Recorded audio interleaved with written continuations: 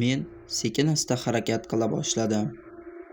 Dadam mendan deyarli 7 metr uzoqlikda turar edi.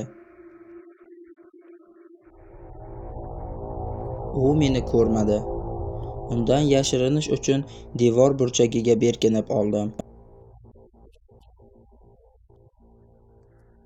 Uni chalg'itish uchun shisha stakanni koridorning narigi tarafiga otib yubordim.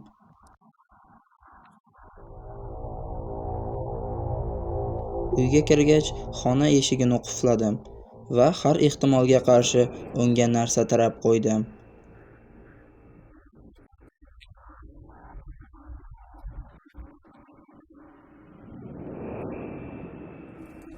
Uyning ichkarisi sovuq bo'lganligi tufayli pechkaga olov yoqdim.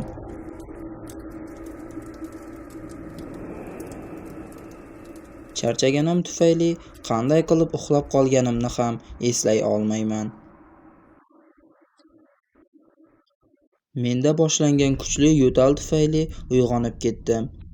Uyg'ongan paytim xona ichkarisi tutun bilan to'lgan edi. Uy esa yonib yotibdi. Uy ichidagi o'zimga kerakli hech narsani ololmadim va tashqariga chiqib ketishga majbur bo'ldim.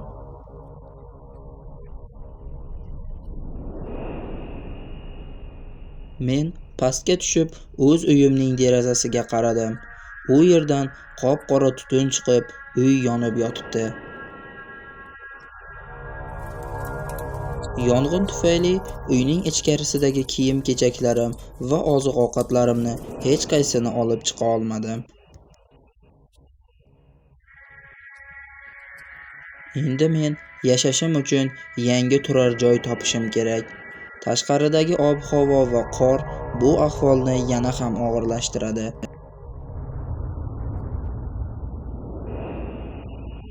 Oradan biroz vaqt o'tgach, yo'lning narigi tarafidan avtomobil ovozi eshitildi va u to'g'ri men tarafga kelayotgan edi.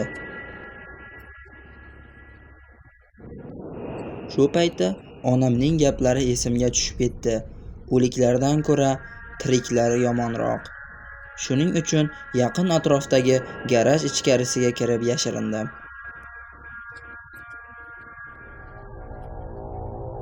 Yashil rangli UAZik mashinasi to'g'ri mening kvartiram yoniga keldi va u yerda deyarli 5 daqiqa to'xtab turdi. Keyin esa uning ichkarisidan qalin kiyingan, soqolli bir odam qo'lida quroli bilan tushdi. Uning ortidan yoshroq bir yigit ham mashinadan tushdi.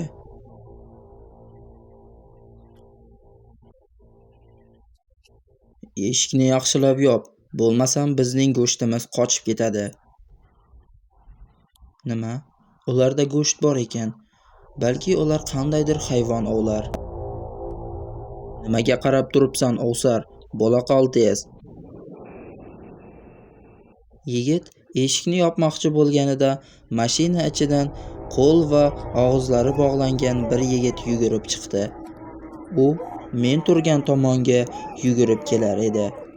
Ammo birdaniga o'q uzilgan ovozi eshitildi.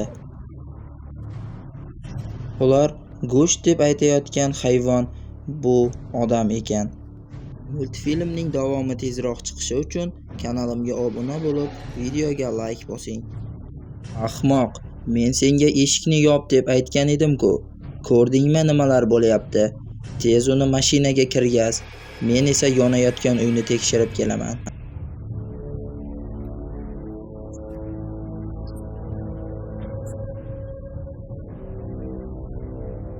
Ular bu odamni keyinroq yeyish uchun otib o'ldirdi.